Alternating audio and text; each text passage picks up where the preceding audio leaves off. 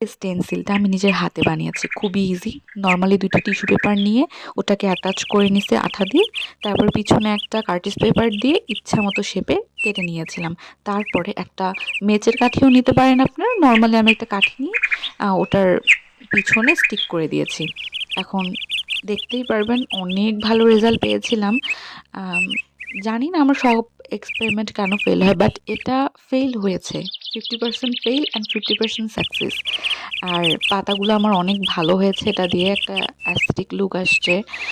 ১ম বার তো আমি জানি আমি কি, কি ভুলগুলো করেছি। পরের বার এই ভুলগুলো হবে না। পরের বার পাতাগুলো একেবারে জীবন্ত হবে আই গেস। এই স্টেনসিলটা অ্যাকচুয়ালি ওয়ান টাইম ইউজের জন্য, এটা বেশিক্ষণ ব্যবহার করা যাবে না। এটা মাঝে, মাঝে একদমই কাজ করছিল না, আবার মাঝে, মাঝে খুব সুন্দর কাজ করছিল।